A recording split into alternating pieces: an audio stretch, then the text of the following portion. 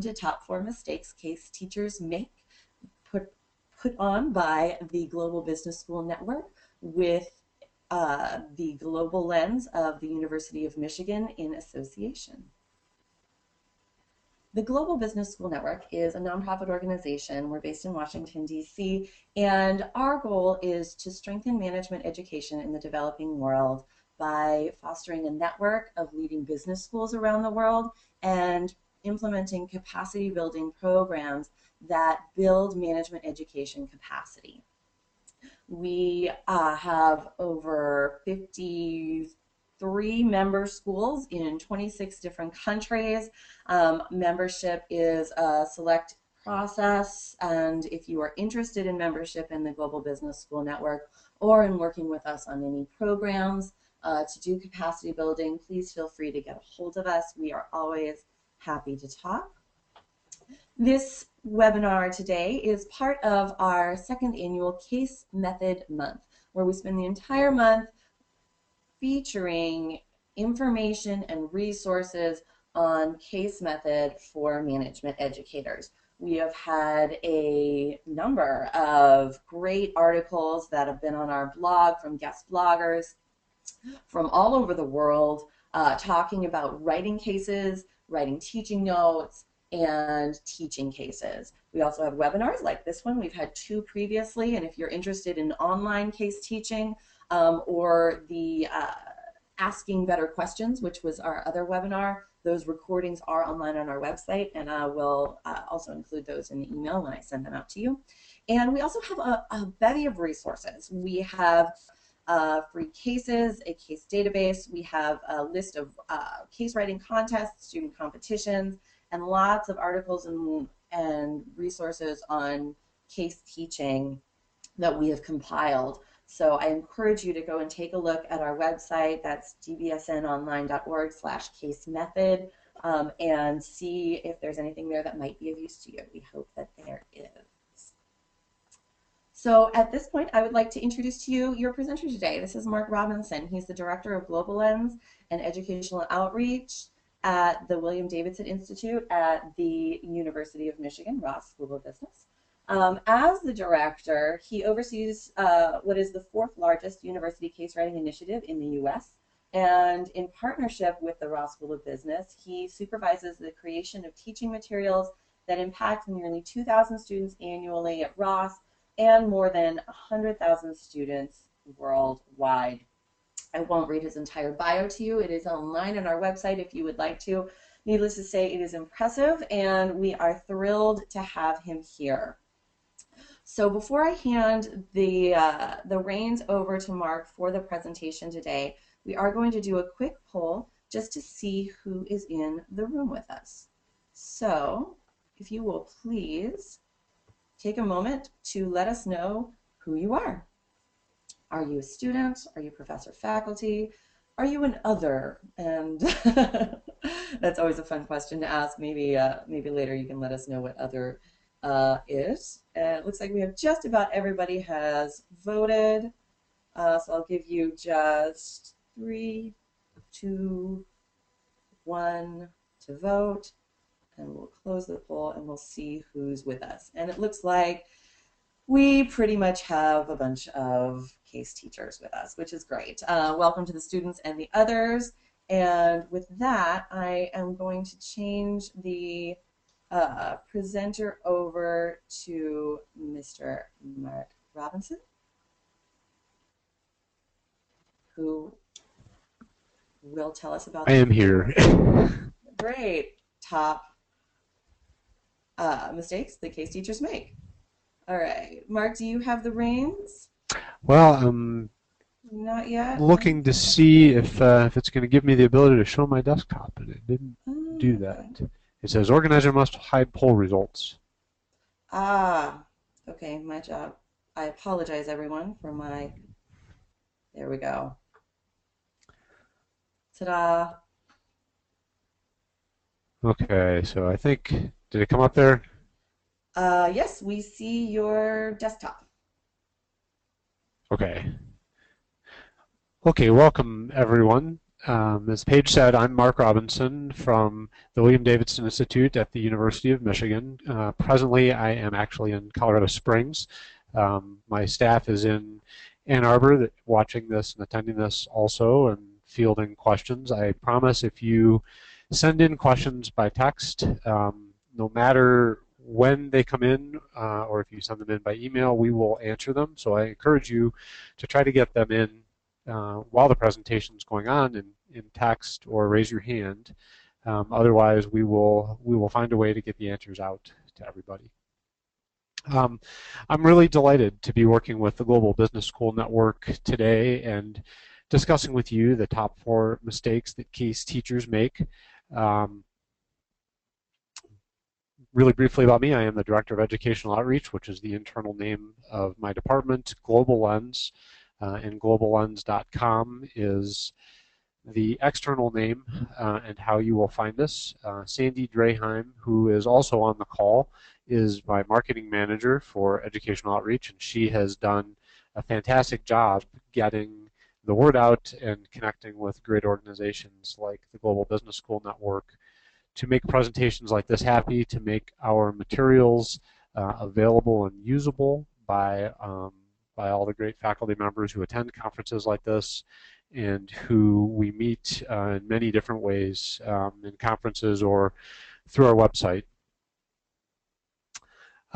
Really briefly, I wouldn't be a good presenter if I didn't tell you what I was going to talk about. So a really quick overview of what GlobaLens is, where we've come from and where we're going. A summary of teaching and learning theory. My background is actually in adult education, not in business. I guess it's fitting that I'm in Colorado Springs today attending a conference at the United States Air Force Academy where I got my educational start. After years of looking at education and looking at my own education, I've finally discovered that that the Air Force Academy is very heavily invested in action-based learning and the CASE teaching method. This is how I learned to learn. This is how I learned to teach, and I believe very, very strongly in this. And so I want to give you a little bit about teaching and learning theory and why the CASE method works well. And then I want to go into 4 mistakes to avoid in your CASE teaching, and you can see them listed there. We will go into them in more depth as we go along. So because I'm an educator and because I believe strongly in starting your teaching materials development and your teaching from building objectives, these are the objectives I hope that you will all agree that you will have met by the end of this web seminar. To be able to identify common mistakes and correct them in your CASE teaching. And then secondarily, to describe how your approach would be different in moving from a lecture-based learning format to a CASE-based learning format. And there are striking differences, and we will discuss those as we go along.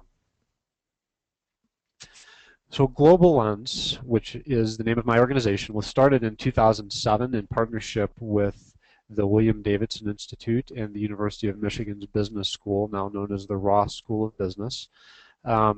We work exclusively in case writing and publication of materials from the Ross School of Business, and then also in publication of materials that people like you write that you may already be using in your classroom that you submit to us, and we put through a very rigorous evaluation and publication process and get those published. And then Sandy, who I mentioned is my marketing manager, works very hard to get those adopted in business schools around the world. We've been very fortunate in that we have about half of the top business schools in the world on either the US list or the worldwide list use our materials. There are literally more every single day that adopt our materials, and those materials in large part are your materials. We have seen a huge growth in CASE usage annually. So from our statistics internally to the business school at Michigan and externally to other schools, about 400% annual growth in people adopting case studies.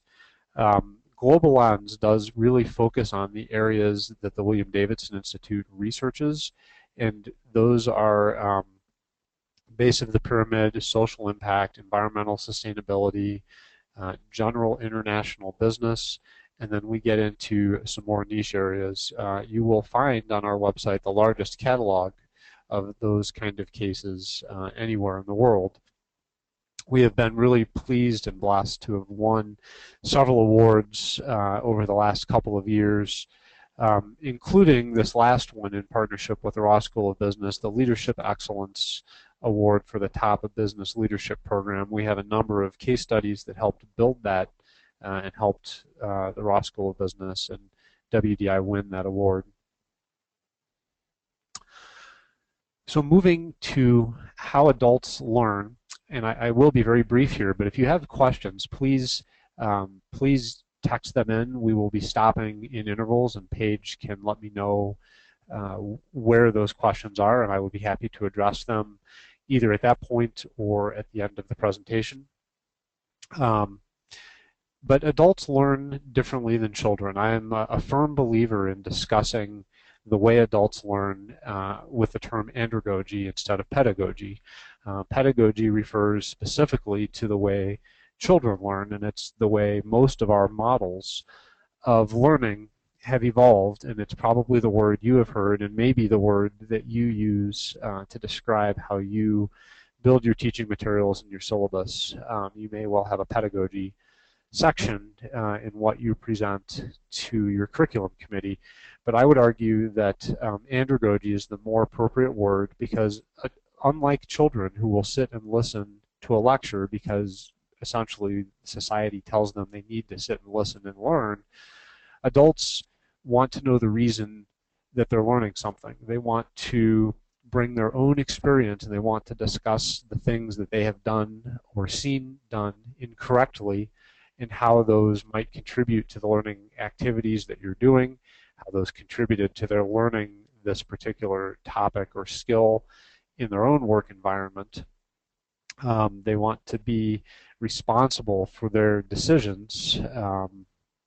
They want to be able to decide to read a different article. They want to be able to decide to look things up on the web and bring some of that information in, or potentially go out and try a skill and come back and discuss that. They will take the material that you teach them in the class, and the next day when they leave and go to work, we'll try to apply those skills. They will look for opportunities that look similar to what you discussed or what was happening in the case discussion and presentation, and they will try to adapt those things right there, and then they will want to come back and talk about those in your next teaching session.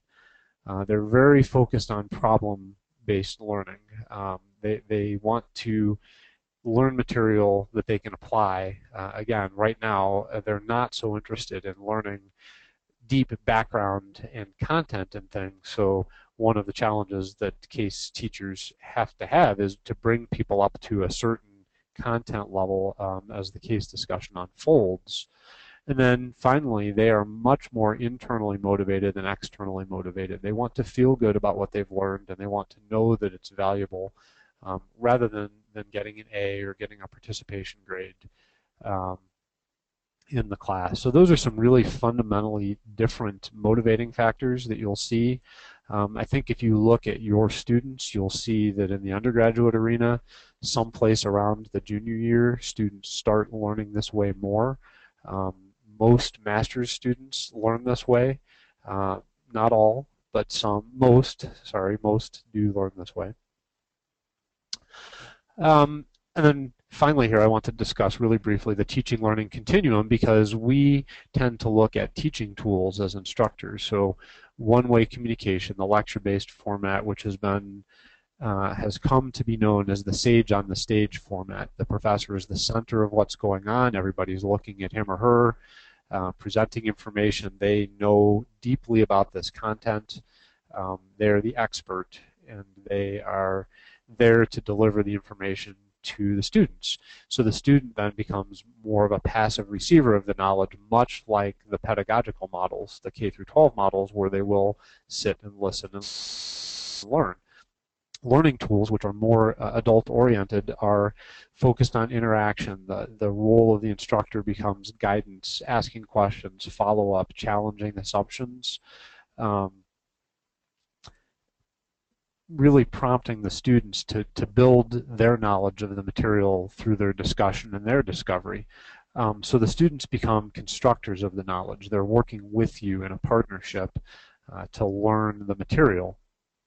And this is much more like a video game. The student is making things change as their comments unfold, as they have their side discussions, as they bring things up, but they're doing so within boundaries that you helped establish, and that hopefully you have gotten the students to agree to before you start your case-based learning. So just to summarize, case studies are action-based, problem-based, active, and experiential learning. They're way more on the learning side of this teaching and learning continuum. Oh, sorry, Paige, there was a poll question there. I'm lagging on my buttons here. So as Paige brings the poll question up, I'm going to talk here until she tells me she's on. And she's the presenter now. Um, and she will get this poll question up, and then this is a time also for you to think and see if you have any questions on that intro material about pedagogy and how adults learn.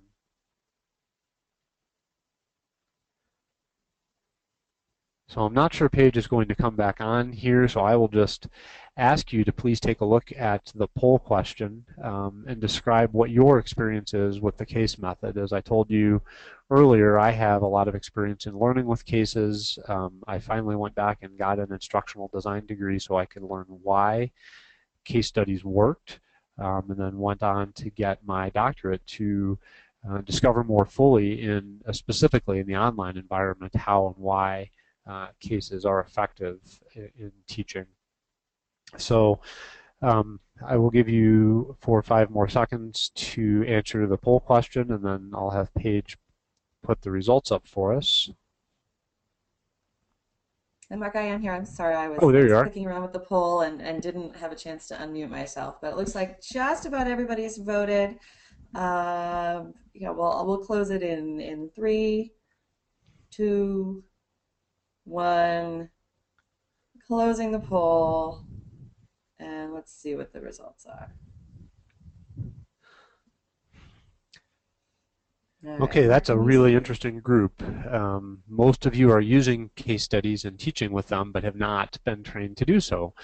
So this is a perfect seminar for you to attend. And hopefully, if you are willing and would like to reach out to us, we can have some follow-on conversations. We do provide some training in case teaching and learning, and Sandy would be more than delighted to take your name and contact information if we can help you learn to do this more effectively.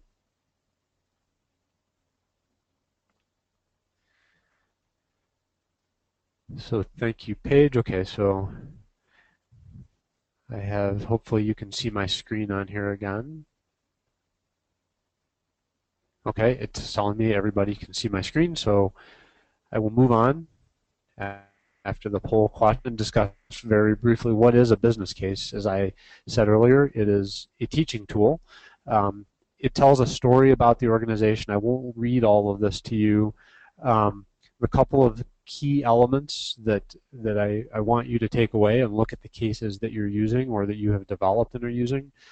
There is no right answer to a case study. A well-designed case study will split the students into at least 50-50 or maybe 30% groups where there's disagreement about what should be done as a result of using the case. They are focused on some kind of a decision point or some kind of a dilemma. I say that time frame is critical because you want to establish a case study that's focused on some point in time that the protagonist and therefore the students have a certain amount of information, and they may learn more information as events unfold in real time for the protagonist, but at the time that they have to make the decision, they have a limited amount of information. I can think of almost no decisions that are made with perfect information. And if you train your students to expect that they'll have perfect information, they will be disappointed when they go into the workforce. So focusing on that time frame really is critical.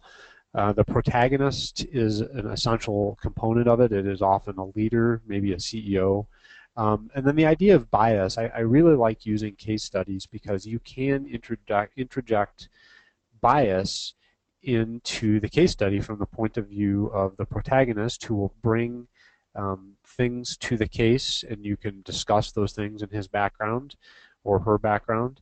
You can also inject bias into a case through other actors in the case study by introducing the thoughts and feelings about the protagonist, about the situation, about the decision, um, through discussions, through dialogue in between other actors in the case study, or through the interaction of those actors with the protagonist. So although you want to write the overall case study from an objective point of view, bias can and really should be an important part of the best cases. So things to stay away from and watch for: this is not just a summary of events. And most importantly, it's not just a marketing tool for the organization. Decisions have positive and negative consequences, and you want to make sure to highlight those for the students.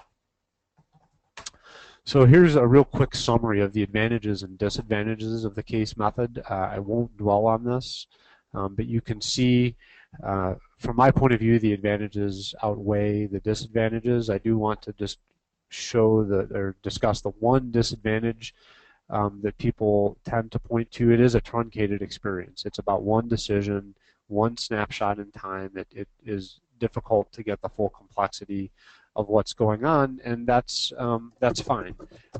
We need to be able to cut off the material in some way. So your actions in case teaching are different than they are in a lecture format. So you need to be able to develop questions that clarify and challenge assumptions, provide elicit evidence from the students, and examine the consequences. We talk a lot here with our faculty members at the University of Michigan about guiding the students into pastures. You're not stating facts for them. You're not telling them how to think or how to do things, but you want to help them build the foundation, make sure they know the concepts and the models of the discipline before they approach the case. Help them discover what the initial concepts in the case study are, and then help them solve the immediate problem. What should the protagonist do? And this is one place you'll have disagreement.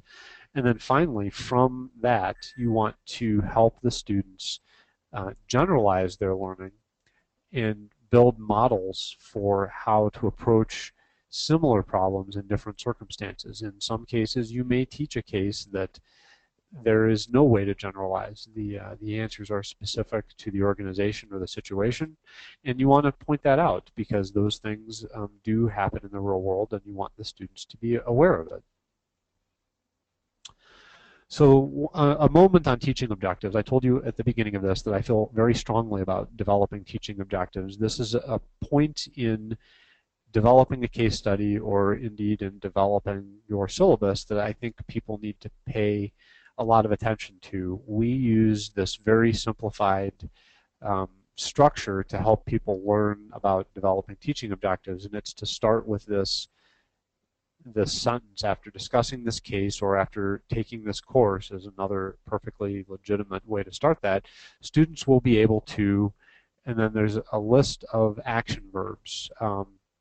They have been collected into many different types of lists. My go-to list is called Bloom's Taxonomy from Dr. Benjamin Bloom. It was developed in the 50s.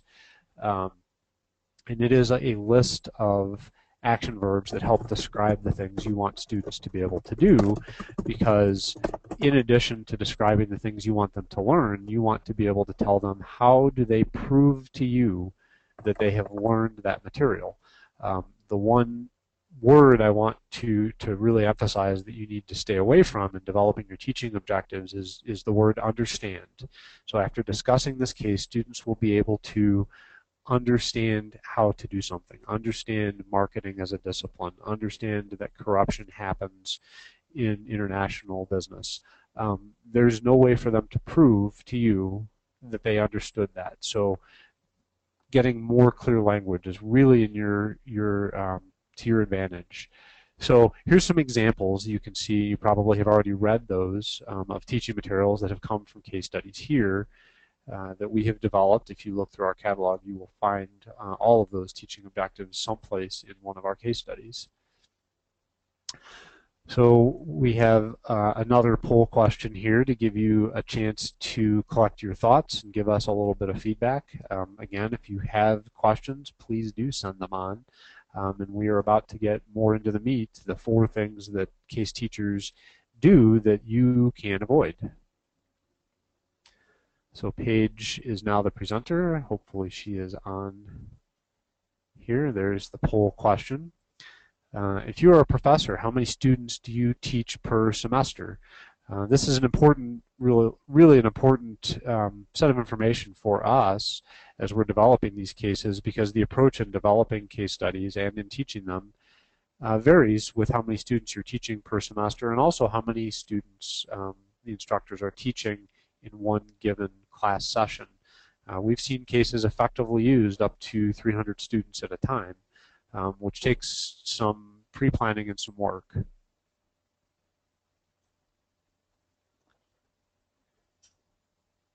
It looks Has like everybody most people voted? have voted here. I'm going to give you just a couple more seconds to count your student roster, and I'll give you 2, 3, 2, 1, and we'll close the poll.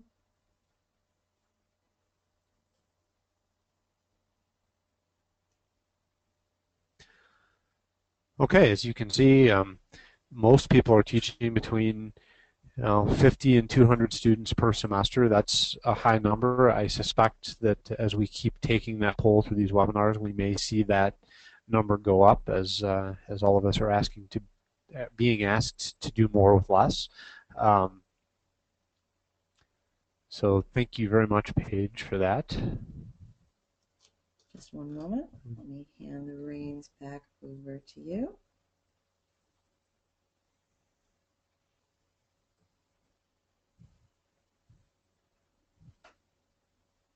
Okay, so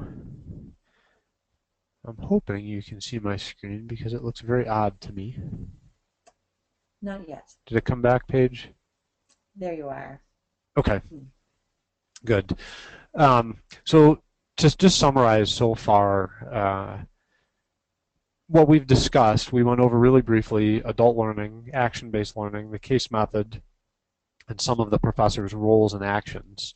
So I want to move into now the 4 mistakes, and I want to spend 15 or 20 minutes here discussing this. And again, if you have questions, please let us know. But let's move into the 4 biggest mistakes.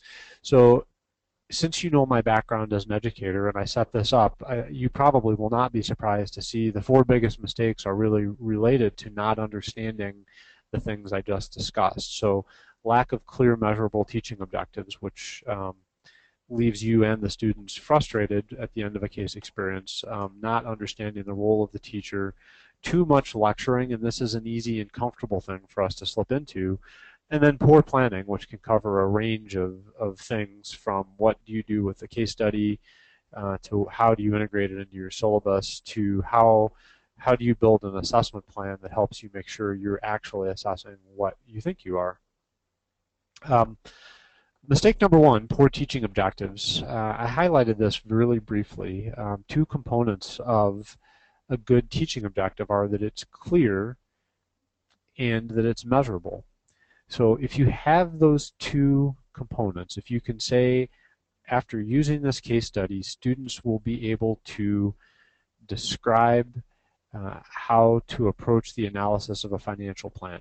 Or if they're a higher level class, you can say students will be able to analyze a financial plan. If they're a more advanced class, you will say students will be able to craft a financial plan. But these are really important. and clarity is most easily accomplished, as I alluded to earlier, by having a set of action verbs. You want students to list things, which is a low level. If you want students to define things or describe things, that's a higher level. If you want students to analyze something or compare and contrast two things from one experience to another, that's a higher level. And if you want them to synthesize things, look at several different examples and decide the best course of action in another example, that's one of the highest orders of learning. But then you need to figure out how you will assess that. So a really good teaching objective, and these are known as criterion reference objectives, will have the information that you want the students, what you want them to know, what you want them to be able to do. If you're going to give them tools to accomplish that, if you're going to give them a case study, or you're going to give them access to the internet, or you're going to give them a set of data from some research company, tell them that that's what they're going to get, and then what do you want them to do with it? You want them to make a presentation, you want them to build a financial plan, you want them to argue two sides of a position and break themselves into two groups in the class. All of that is part of your assessment plan. You can have them present things in your class. You can have them build PowerPoint presentations or more impromptu types of presentations. You can lead a discussion where you are really picking people based on a predetermined plan of people you want to participate, and then intermixing those people with people that genuinely look like they have something to add, or alternately people that look like they're trying to avoid you and don't have anything to add, and you want to draw them into the discussion because everybody has valid ideas in these, and sometimes the people being the quietest and being the most introspective have the best ideas. I listed authentic assessment as one of the components of how you get students to prove it to you. And authentic assessment is having them build something that would be a real work product. So a presentation can be a real work product, but building a plan to conduct an audit, actually conducting an audit of a lot of information, gathering information and having students run a press conference as an authentic assessment activity, having them come up with their own case study, having them come up with a teaching session from several different pieces of information and asking them, how would you teach this material if you had to turn around and teach it to other students that were just like you at the beginning of the semester? All of those things can be really valuable. All of those things can be part of your assessment plan, and they're all very different than having students write papers or having students take quizzes or do some type of standardized testing, whether it's answering multiple choice questions in an online format or solving some kind of a problem and doing a short text-based answer in an online format.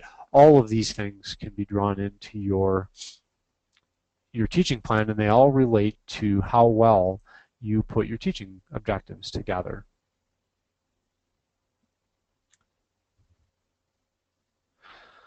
So I talked about criterion reference objectives. So just to give you something to take away, these are very detailed. Often it's too much information, but it is a useful exercise, especially if you're hung up on an objective that just doesn't seem to be coming together very well. And I'll tell you, in my experience, to develop a list of 3 to 5 objectives can take 2 or 3 hours and a lot of discussion between yourself and somebody else in the discipline, or even better, somebody who's experienced in adult education or is an instructional designer.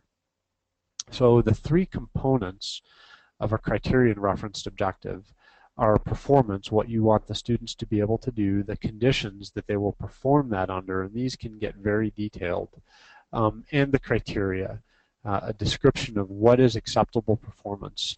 And I list that because in my background and experience in the military, some of the criterion referenced objectives listed that the students had to perform something at a 100% level. There was no 70% or 90% mastery allowed. They either had to learn how to do something or they failed the task. Um, there are some things like that happen in business school curriculum, and we don't often think about that. We think about, in the aggregate, students earn 90% and they get an A. Um, but there are specific tasks, and I think it's important to call out those tasks to the students that they need to be able to do 100% accurately 100% of the time. And if they can't do that, then they can't move on. So um, if you have questions about those, if you'd like to talk about criteria and reference objectives in the future, please let us know. Because again, this is someplace we spend a lot of time, sometimes a week or more, to develop a full set of objectives for a case study or a course. So mistake number 2 is related to this idea I discussed earlier, what the role of the instructor is. We've existed for a very long time with the sage on the stage model, where the professor is in the middle, and we're moving, in some cases have moved dramatically to the guide on the side model, and it's not very comfortable. It's not what we saw when we were learning, probably in very large measure. It's not what we practiced. It's not what we anticipated, but it is increasingly a student expectation. And I will argue, from my experience and then from the research we've been able to do, that it is very effective. It doesn't work all the time. There are points where you just need to deliver information in a lecture-based format, but increasingly, and in the case method especially, the guide on the side method works much better. Some of the factors that have led to this are the impact of technology. Students are more distracted. They can look things up right away. They will challenge you based on something that they looked up. I can't tell you how many times in the last year I've been discussing something with a student or another young man or woman, and they've pulled out a smartphone and gone through to challenge the kind of things we've just discussed. And they'll say, well, this person feels differently, or this website lists things in a different way, and it's difficult to overcome those things. Another issue is just this idea of student expectations. They expect more interactivity. If you've been involved with the K-12 classroom over the last several years, you will see that they do many, many more group-based projects than they have ever done in the past. And now they expect that as they move into their undergraduate and graduate careers. They want that, and they in large ways, they have difficulty learning without that.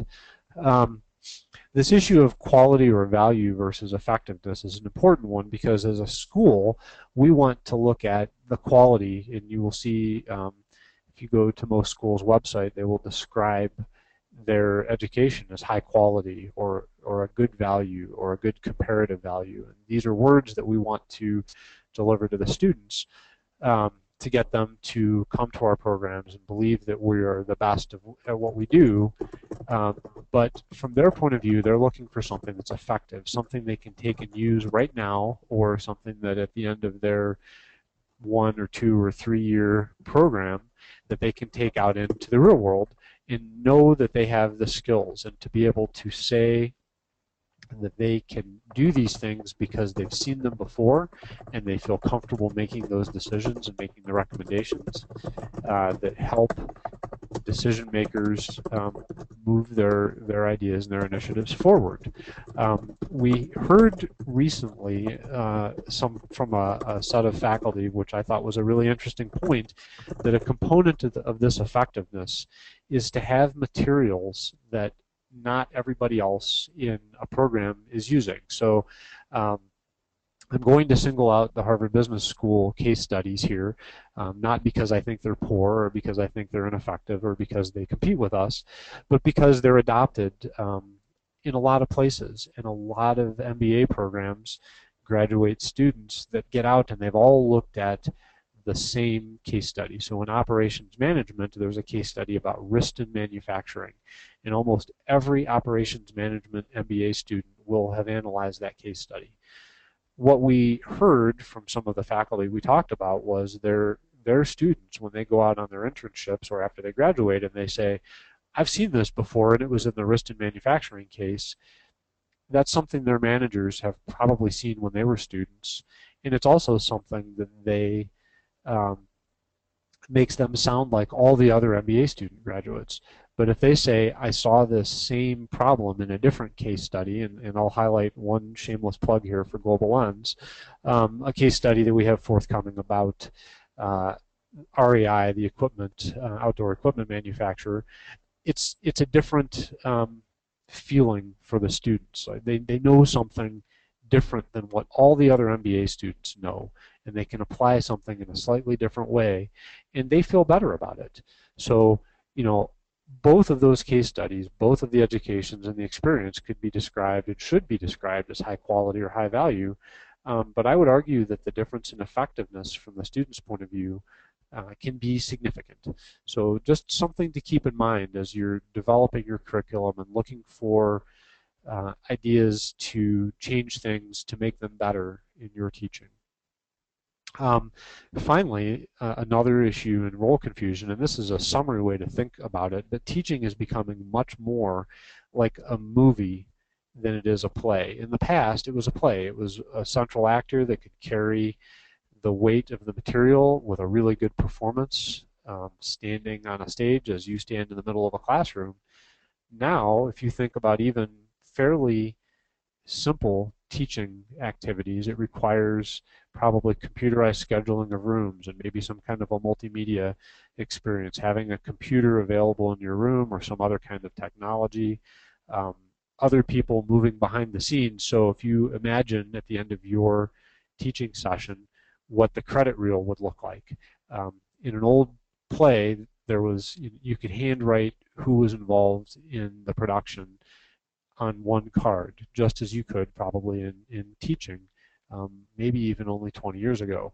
Now, if you listed everybody that was involved in teaching even one class session, it would look like the credit reel on a movie. There might be dozens or sometimes even hundreds of people that were part of the production of your teaching activity, including, if you're using case studies, the students. So mistake number 3 is very closely related to that, and it's slipping into the lecture mode and not allowing the students to co-create the content and discover what is really going on in the case study and solve the problems. So if you find yourself telling the students either how the problem was solved and what the company or the organization did, or what they should have done if they did, because they did things ineffectively, you've slipped back over into the lecture mode, and that's not effective case teaching.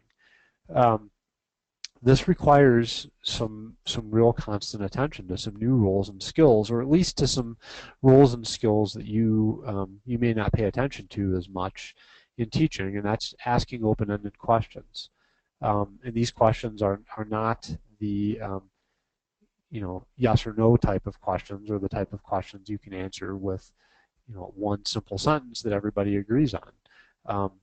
How and why questions are what I try to remember, but you can see you can term a how and why question in terms of a what. What do you mean by that? How would somebody know that? How would you find that information? Challenging assumptions by asking, is that always the way things will be? Would that be the case in a big 3 automaker point of view here locally in the Detroit area? Would it be the same at General Motors as it is at Ford? Now with the ownership of Chrysler by Fiat, would it be different because it's got a different culture and a different headquarters and a different set of staffing? So providing evidence is another thing you can draw out from the students, and instead of you stating how somebody would know that or how you would support something, ask the students. What are your reasons for saying that? How can you help me understand your point of view? And then look at the consequences. If somebody projects that answering a problem or solving a problem would happen in one specific way, ask how you could find that out. How would we know that would be what happened? Um, how would we know what actually happened in the situation? Um, and these are all important skills that we need to be comfortable with to be really effective case teachers instead of just telling students what we think the answers are and moving on to the next set of challenges. So this concept of guiding into pastures, I think, is a good one, and it's a good way to imagine dividing up your class teaching about a case study roughly into thirds. Help the students articulate, I guess, the initial concepts. What are the models that this is built on? What are some of the fundamental principles of the discipline? And then start to move into, do those apply to this specific problem you've been asked to solve? And have them articulate and solve the problem in terms of the model. And then delve more deeply into whether or not you can generalize those solutions. And then if you can build a better model, I think everybody can agree that models are something to start with. I've not really run up against a model that applies in textbook style exactly to the real world. We need to be able to adapt it and accommodate the situation or our own leanings or our own biases or the way we approach our interactions with others, and we alter the model to adjust to those things. And you can help your students do that in a case format and see if parts of the model break down, and then maybe from your point of view as an instructor, discuss why maybe the model didn't really break down. It needed to be clarified around that specific point. And finally, I want to just talk briefly about poor preparation, and I think everybody understands that that it's can be fairly easy to be poorly prepared for any kind of a teaching uh, environment, but that's especially true in case teaching. If you have not defined the objectives or your role as the instructor, you have an unrealistic timeline for what students can get through because case discussions take more time than lectures do. If you have not sought out or the teaching note doesn't contain enough background information about the company, there's a chance, and I would argue a good chance, that the students will have more information about the organization or the environment than you might have. Um, not properly connecting the case study to the rest of the course is something from the student's point of view that they really are interested in. Remember that they want to apply their learnings right now, and they want to see how what you taught in week 4 builds on what they learned in week 3 and went out and applied. So how are they going to expand their set of tools to go solve their problems? And then come back and discuss it. So, bringing in the previous learning into the current case activity is an important concept to keep the students engaged. Increasingly, we're all being asked to build interdisciplinary themes into our teaching. We're being asked to connect marketing with finance or operations management with environmental sustainability. And those things are difficult, and they require us getting out of our comfort zone and going and talking to people in the other disciplines and asking them how you can improve things. It honestly is a place where we're seeing more faculty members write their own case studies, or at least write annexes or appendices to case studies that explain something from a different discipline. And it's something to keep in mind because the students expect this interdisciplinary learning, and I think our deans expect this interdisciplinary learning. Finally, understanding student demographics. You know what your students' demographics are. You know if they're heavily female or heavily male. You know if they're type A or if they tend to be more passive. You know if they're non-traditional students in the workforce or if these are full-time students that are in a program for 1 or 2 years, and they're all going to bring different mindsets. finally, the way to overcome poor preparation is to run through this. Uh, do a practice. Ask some colleagues to give you feedback. Videotape yourself doing the case presentation or guiding the case discussion in your classroom, and then go back and look and see what was effective and what wasn't effective and try to figure out why. Um, so I want to just point out really quickly, if you come to GlobaLens, we do have some support. There's some products out there about how to write a business case, how to write a teaching note, what is the case method, what are your deans looking for. There's some specific product numbers. You can also search my name and you will get most of those products come up on our website. We would be happy to help you if you are having trouble finding those. And I don't want to hurry here, but I want to run through, this is the 4 biggest mistakes we talked about. They are related, and they're related to understanding how your adult students really learn in this environment. We do have one final poll question, and I hope we have some questions and answers. I know we're a little limited in time with 5 minutes left in the web seminar. I can stay after for a few minutes, and then I'm going to need to get going to the rest of my conference that I'm attending here. But as I said earlier, we are happy to, and we will definitely answer every question that is asked of us. So please feel free to send those in, and we will answer them. All right, we do have the poll up now asking, as a result of this webinar, what do you plan to do? And I did want to mention that, yes, we do have several questions that have come in already by text, Good. and we can extend the webinar a little bit more. We will respect your time and let those of you who need to leave at 10 o'clock Eastern time go. The entire webinar, including the Q&A, will be recorded, and we will send you a link to that recording afterwards so that you can check out the Q&A if you do need to leave us.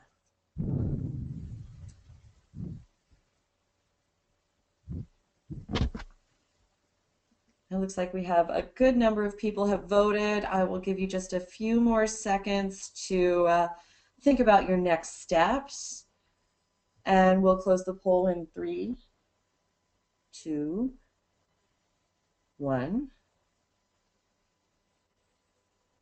And let's see what people say.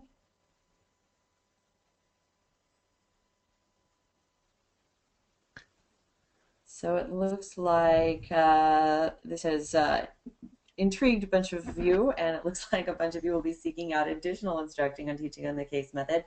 I encourage you to do that. I know that they have some great resources, as Mark was mentioning, over at GlobaLens, and we have included those in our list of resources on teaching the case method, as well as many others. So I encourage you to, in addition to going to GlobaLens, to go to gbsnonline.org/case method and see if there's anything there that might be of use to you. All right, Mark, is there anything else that you wanted to present, or shall we go to a couple of questions? No, please go to the questions. Okay, great. So we have several, and I'm going to put a couple of them together. There was a question about teaching online and how this applies to teaching cases online. We had a couple of people wondering about that. It's a really interesting challenge, and it's something I've thought a lot about. It is a little bit different in that it extends the time period. So a case discussion that would take place in a 90-minute teaching session or a 75-minute teaching session is going to take probably a week in an online environment. You can pose the questions as open-ended questions and have the students read the case study and respond to specific questions. I've had a lot of success in getting students to not only respond to the initial question, but mandate that they respond to 2 other people in a substantive way to keep the discussion flowing. If you have a more advanced and mature set of students in the online environment, and I'm not talking about their maturity level as total students, but if they're fairly experienced in the online environment and they can coordinate a group discussion offline, you can break them into small groups and have them come up with a position how to solve the problem after discussing some initial questions with some great aids, things like Skype and GoToWebinar. You can have the students present those things so other people can see them. Um, and then you can have a much more interactive, but that makes it a synchronous um, activity, which sometimes the students want to shy away from. Um, and a final way I've seen this work well is there's some tools that are very much like wikis. So if you have the assessment that you want them to perform after completing the case study, maybe you have 5 categories of information you want them to address, put it up in a wiki format, um, and put the headings in there, and then have the students add and subtract and modify and change things so that at the end of a week, what you have is a 10 to 15 page document that all of the students have contributed to. The educational wikis will give you, as the instructor, the ability to see who participated and what they did. And so you can see sometimes if somebody participated highly, but what they did was go in and change spaces to commas and ands to buts. Um, you can downgrade them or ask them to make substantive changes to the document. So there's a couple of strategies you can use, and this is effective in the online environment. I will also mention that we actually addressed this in a previous webinar that was presented by colleagues at the University of North Carolina's MBA at UNC program, specifically talking about how do you translate case teaching to the online environment. I'd be happy to send out the information that came out of that webinar as well. The That's next perfect. question that we have, it actually came from a couple of different people, was basically, do you share your learning objectives with your students? Absolutely. Um, I guess that's the easiest way to say that, because you want them to know what their criteria are. I read someplace recently that if you ask students to define their whole learning experience, they'll define it in terms of the expectations and the assessments um, that you gave them and that the program gave them. And if they lack clarity on what you expect, they really are lost.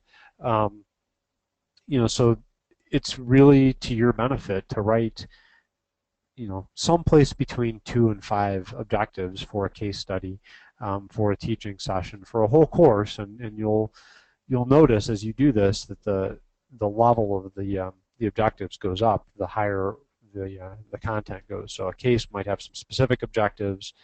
A module or a teaching session might have some more general objectives that are related, and a course will have even more general objectives that are a little broader and more all-encompassing. But I absolutely think it's essential that the students have that available. Right.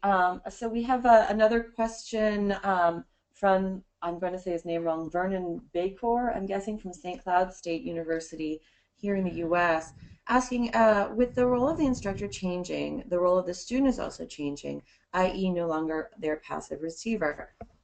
What are some techniques to stimulate class interaction when they're sitting there with no one saying anything? When this situation occurs, he has a tendency to slip into mistake number 3. that's that's a great question and a great point, and probably the topic of another whole um, seminar or maybe even a whole workshop. How do you get students to engage? It's something that we are trying to solve here. We just had a task force at the University of Michigan that met about this. There's a lot of strategies. One of the strategies is the use of the clickers.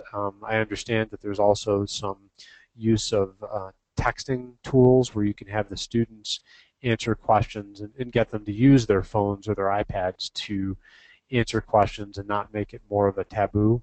Um, we've had we have an instructor here at the university that has a giant stuffed animal cow, and a person that is disrupting the class or not engaging, in her opinion, will walk that over and put it on the person's desk, and then their job at the end of the next break at the next break is to identify the person who deserves to have that cow on his or her desk, and it really drives the students um, to want to engage because they don't want to be singled out in that way.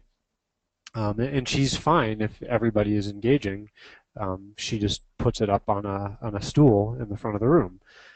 We have another instructor that uses a Nerf football, and when he's going to ask people specific questions, he he will use the football and throw it to the person he wants to answer the question, and then have them use that and throw it to the person they want to respond.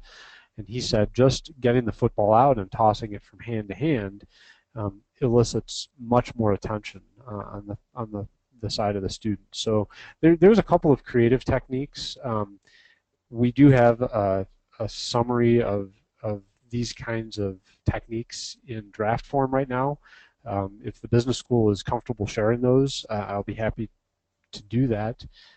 If not, I'd be happy to at least discuss some of these with you and go over them, some of the things we've learned. But I think your colleagues probably have some really creative ideas too, and if you bring it up, you'll find that you're not the only one seeing that the role of the student is changing, and we need it to. Right. So we have, I like the idea of getting the football out and threatening the class with it. From my from HEC in Montreal, similar to the question about learning objectives, should we teach students the conceptual framework that guides the analysis to solve the problems raised in the case, or should we have the students explore how to analyze the problems and solutions their own way and then teach them the conceptual framework? Um, when I finally got my doctorate, my advisor told me it gave me the ability to answer a question with "it depends." So I'm going to answer the question with "it depends," and it really does depend on if this is a marketing 2 class and you want to assume that they have that conceptual framework down from their marketing 1 class. Then I would just state that as an assumption. We're struggling here at the U of M's business school with the types of information that we want students to come to the class with. Do we give them a reading about the conceptual model and have them answer maybe 4 or 5 questions, or write a really short paragraph that shows that they at least read through the information and can understand it at a basic level before they even come to class, almost as the admission criteria to get into the class session. So those are some things you can do. If it's if it is that marketing 1 class and it's more beneficial to have them go through really backwards learning, where you have them try to solve the problem and explain to them if they had the model, it would make things clearer. That can be a really effective way to do it too. So, a lot depends on your situation, on the demographics of your students, on the level of the class you're teaching. So hopefully that helped. Yeah. And again, if All you'd right. like to discuss it more, I'd be happy to.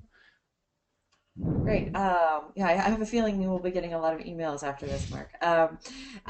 One quick question from Luis Castro from UAI in Chile.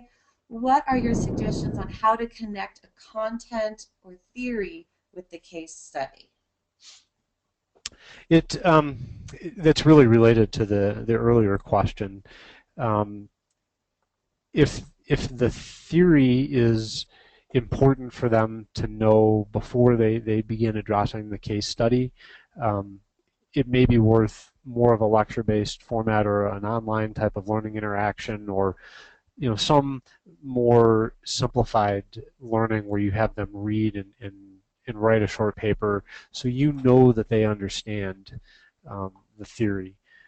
You can flip that on its head and go through the entire case discussion, and in that final pasture, when you're talking to them about how the concepts that they discovered in solving the problem can be generalized, to bring the theory in there.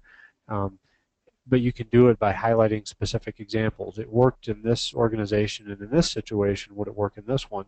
And use a mini case, and then maybe use a mini case and then explain the theory, the background behind it, and give them some, some depth of knowledge about who the main theorists were, why this model was built, if the evidence is shifting or becoming more confirmed as we go forward.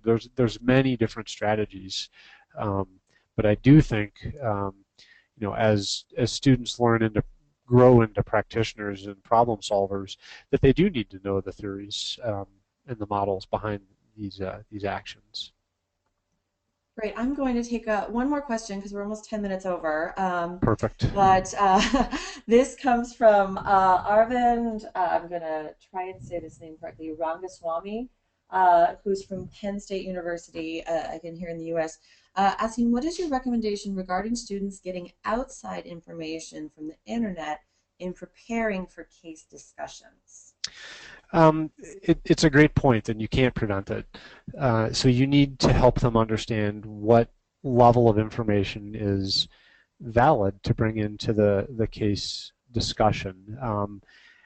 In leading case discussions, I'll tell people I don't want to hear, I saw on Wikipedia that, and they know these skills. They are learning these things in high school and in their bachelor's programs. What constitutes a valid website and good information? I tell students, and sometimes I even run an exercise where they look up information and then they try to find the inconsistencies in it on Wikipedia. And I highlight that Wikipedia is a good place, like Google, to search for information. It will give you a lot of information from many different points of view in a short period of time, but it isn't research. And to conduct research, as you're, I think, asking them to bring into a discussion, they need to look at the footnotes at the bottom of the Wikipedia, or they need to go to Google Scholar. I'm going to assume everybody knows that Google Scholar is out there, but if you don't, just type in Google Scholar in Google and you will see that they've got an entire separate section of academic writing with citations and seminal papers in specific fields, and they show how a given article is referenced by other articles. And you can point that out to your students and say, I want you to bring in valid information. I want you to bring in reliable information into this discussion. And I think it's important because realistically, it's what I see people do in the workforce every day. If they're stuck for something and they want to know how somebody else approached it, they'll turn to Google, and you want them to find good solutions, not just solutions. Thank you, Mark. I really appreciate this. We do have all of your questions here. There were a couple of others, and I know that we have your email addresses, and we will address them offline. But I want to thank you all for joining us today. I want to thank Mark and his associate Sandy for helping us to put together this presentation, and I hope you enjoyed it. We will be sending out the PowerPoint presentation that Mark presented today so that you will have that to reference, as well as a recording of this webinar. Have a wonderful day. Thank you very much. Perfect. Thanks, Paige.